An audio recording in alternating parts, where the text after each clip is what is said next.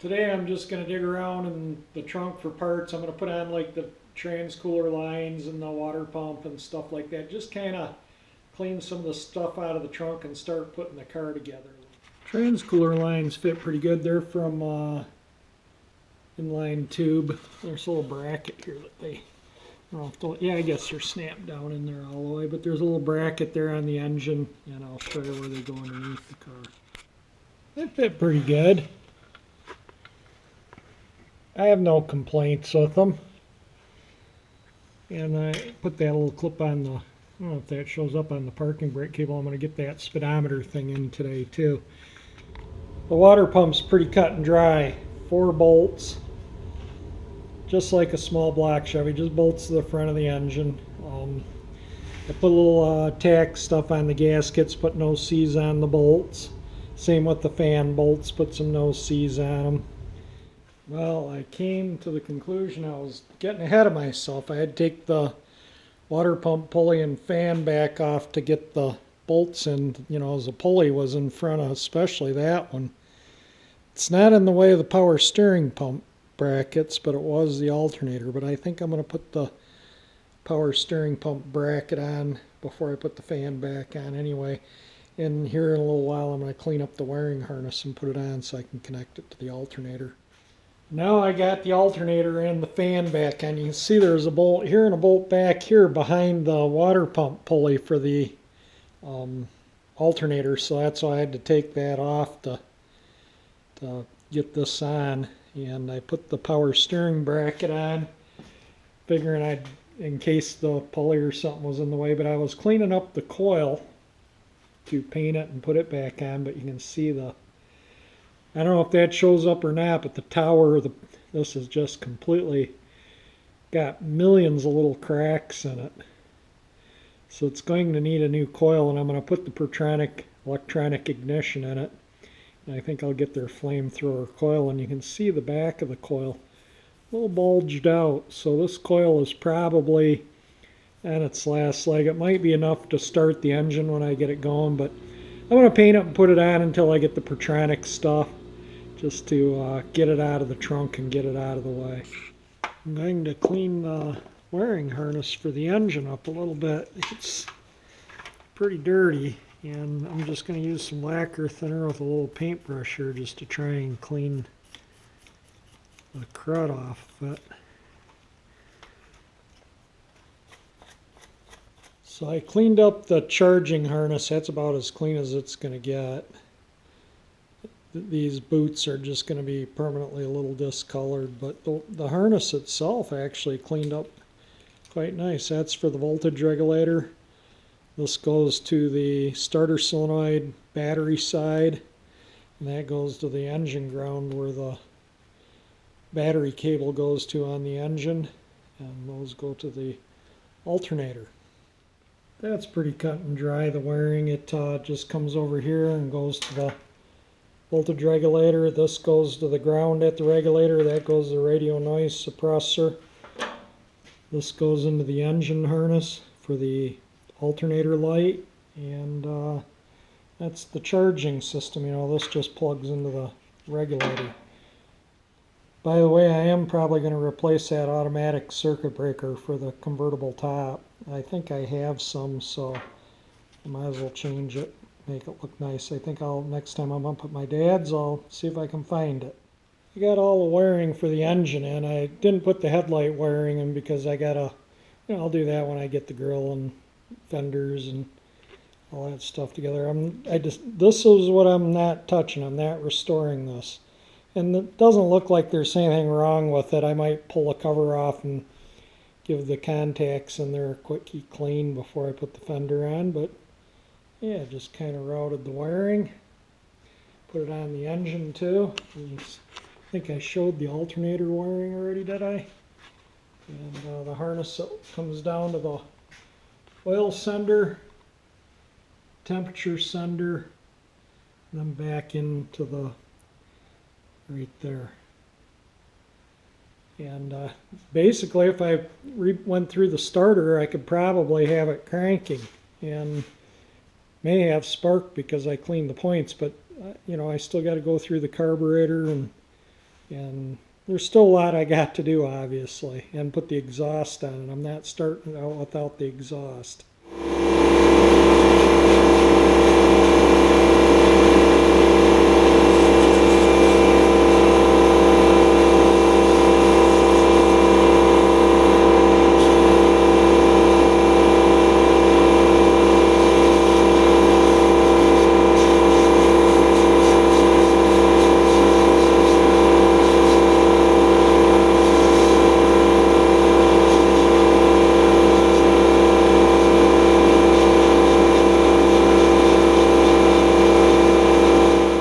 Guess I should have made some video of before. This was just super nasty. So I'm going to zinc chromate prime it right now, and then I'm going to paint it the next day or two. The engine harness is all installed, so I got the grounds on, the alternator harness grounds there, the battery cable grounds there. This goes down to the starter, that's going to nothing. Again, the convertible top circuit breaker, which I think I'll put a new one on there so it looks nice. New solenoid cables, and they're hooked up. Regulator. So I'm going to just see if, turn the key on and see what works and what doesn't. I might try the wiper motor. Something's clicking under the hood. Relay of some type. It's probably the starter relay because I have the wires hooked up back. I'll go out and see what that is. These are what I think I got backwards, so I'll just change them around. One of them, the purple one, I think energizes the relay, and the other one's a resistor bypass, so you get cranking voltage to your coil. Okay, yeah, that's all that was. So everything seems to be in order here. Obviously there's no starter, although it's not clicking, so I suspect the neutral start switch, because the reverse lights don't work either, and they're all on the brake lights work, but no click on the solenoid, so I have to take the that solenoid should click every time I turn that crank, and it's not, so that tells me the neutral safety switch isn't working, which I suspected anyway, because when I don't get any reverse lights, and I can wiggle a gear shift around, so I'll pull that's on the bottom of the column. I'll pull it off and pull it apart. So let's see if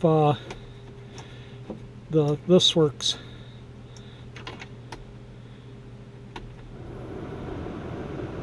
Wow, is that nice and quiet. And all the 3 speeds work, so the heater fan works, and it works on all 3 speeds and nice and quiet. Let's see if the wiper motor works. And it does.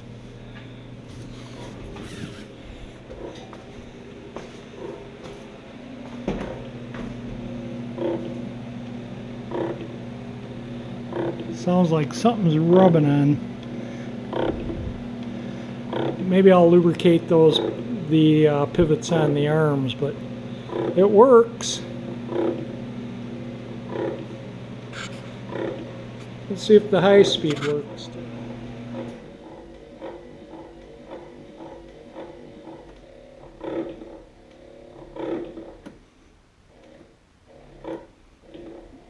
It just parks wherever it wants, so I'm going to probably have to take the wiper motor off and clean those connections. Well, the park is fixed. This wire just wasn't on the connector properly, and so now it parks when you turn the switch off like it should. I'll give you a quick view, but I definitely need to, something is making noise in here. So switch on, switch off, so it goes back to park. Off, yep, working good.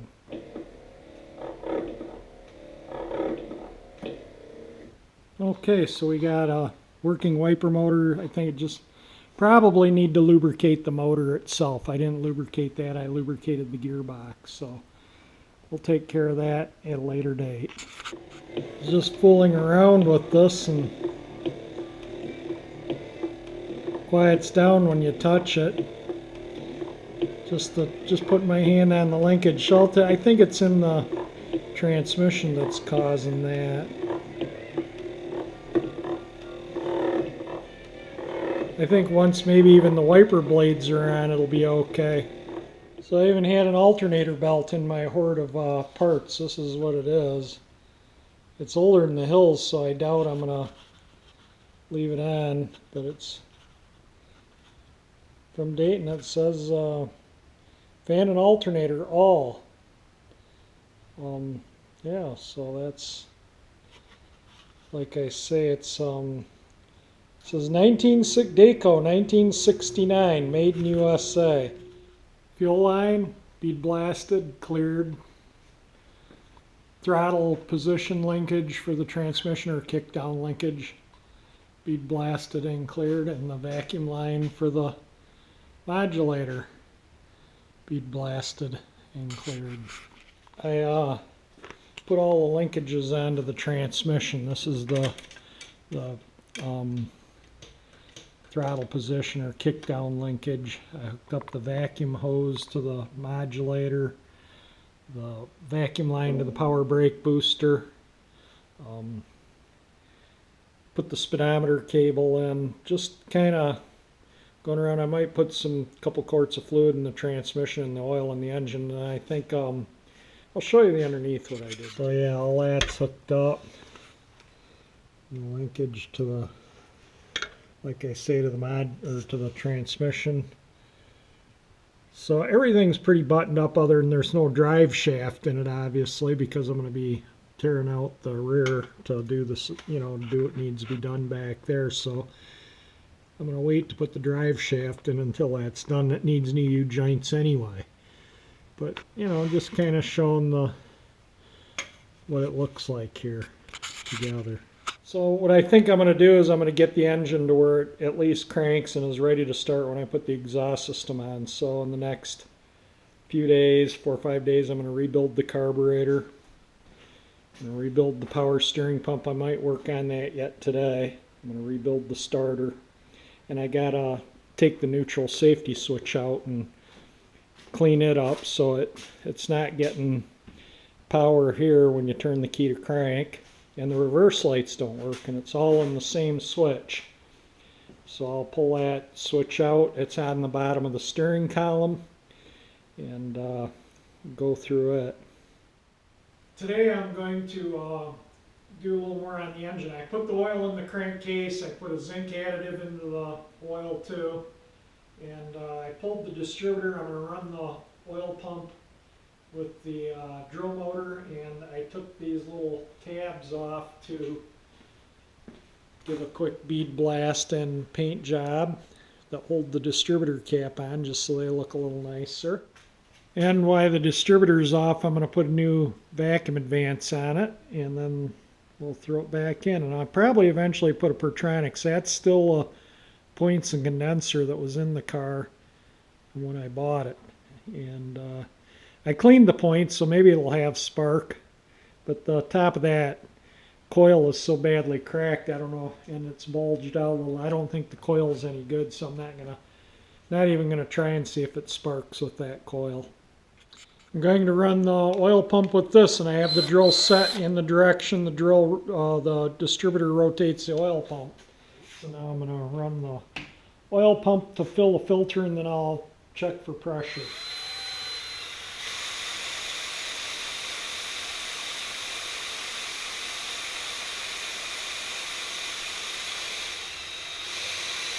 Yeah, it just started getting a lot of resistance, so I'm assuming the oil pressure is coming up in the motor.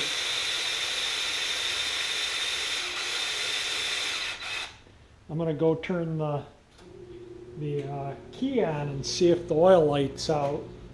This is the oil light. I'm going to go run the drill motor and see if that light goes out. It should.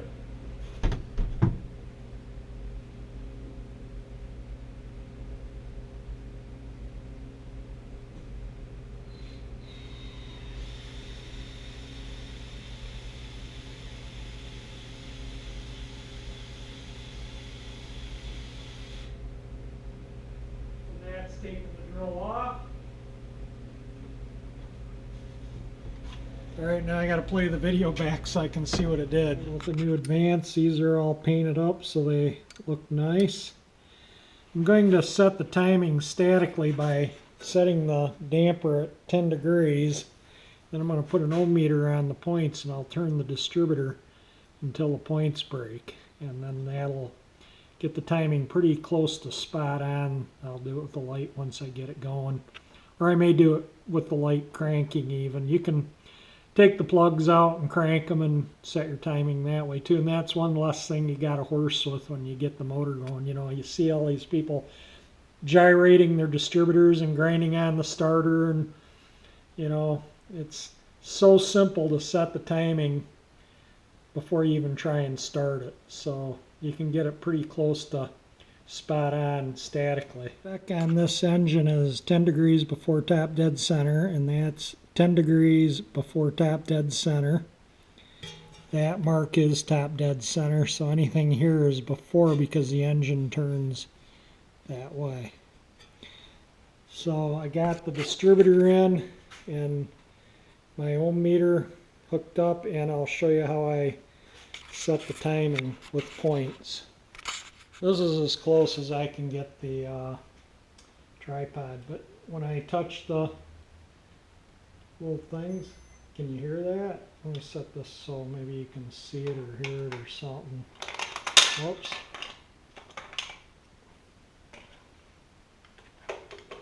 I don't know if you're going to be able to hear this or not, but it's just easier to set it right there. It makes a little beeping noise when you make contact. So put it on the ground. We got contact. There, right there it stopped, broke the points. There it's not breaking. There it is. That's where the spark plugs generally spark, is when you break the points on these engines. So I'm going to tighten the distributor up, and then I'll check it when I'm cranking before I start it to make sure it's 10 degrees, because I'm not going to sit here horsing around with that. I got to horse around with the trans fluid level. I got to horse around with the power steering fluid level. I got to horse around with the coolant level. So, you know, a lot of things I got to do when I start it up. So I'm going to eliminate as many things as I have to do when I start it up, and timing is one of them. That looks a whole lot better with those painted new vacuum vents on there. I'm going to use the original vacuum hose, but it's too short to reach the tubing that comes out of the carburetor. So I'm going to make a new tube that comes out of the carburetor that's a little longer. It'll hook, you know, somewhere around there so I can use the original vacuum hose. In making it crank with the key, I took out the neutral switch to see if this is the issue, because the solenoid doesn't get energized and the reverse lights don't work. And you can see I don't know if they show up in there or not, but the contacts, let me turn on my light here. Contacts aren't that bad, but something's wrong with the switch, so I'm going to take it apart. And the worst that can happen is I might have to replace it. But if I can fix it, I'll take a little screwdriver and just bend those tabs. No wonder the car was parked. They must have been pulling their hair out trying to figure out why it wouldn't start. So the contacts that go on this to make the contact between those is missing. It's not even here. The springs that hold the contacts, springs go in those little holes and hold the contacts against the surface. One spring is right there tangled up in this spring, and the other spring is right there all tangled up in that spring. So obviously the neutral safety switch, I mean, for that, I don't know if they would have taken this thing apart, or it didn't look like it had ever been taken apart. I'm just suspecting something wore out in here and it fell. I don't know what happened to it. I can't explain this one, but there is no metal on this part. They must have taken it apart, but I don't know why they would have left it out or put it together the way they did. The starter motor, you know, has a bad Bendix, and the original flywheel was stripped. So yeah, it would have been a lot of work to everything in the cranking system virtually, you know. I never checked the starter solenoid to see if it was good or bad, the original one or the old one. But well, it looks like I'm going to have to hunt up a new neutral start switch. I got the spring out, and you can see where these little springs are tangled in there that held the contacts. There's one. And there's the other. And the spring that returns the switch, but again, no contact. A day. So, you know, I got quite a bit done. Now I got to go in and hunt for a neutral start switch. But I'm happy at where I'm at. I want to get the engine cranking. I'm going to start stripping the fenders and the hood and continue working on this while I wait for paint stripper. So I'm going to go through the starter and get that neutral start switch fixed, and just kind of get it to a point where I can crank the motor, and maybe I'll even rebuild the carburetor, get it ready to run, so once the exhaust is on it cranks up. If you like the video, hit the like button. If you like my channel, please subscribe, and thank you for watching my videos.